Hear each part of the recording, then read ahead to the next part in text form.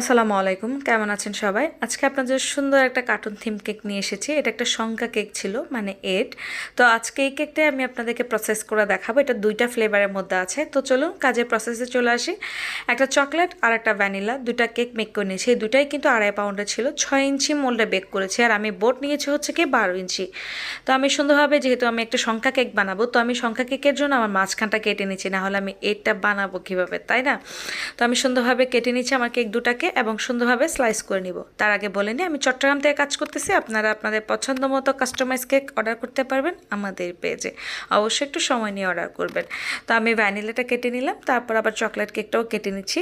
কেটে সুন্দরভাবে আমি আগে চকলেটটাকে বসিয়ে ফেলবো। আসলে চকলেট কেকটা বসানোর পর আমি আবার ভ্যানিলাটাকে একটু বসাই দেখবো, যাতে আমার বোর্ডের মধ্যে স্পেসটা ভালোভাবে আসে কি না, ওটার জন্য।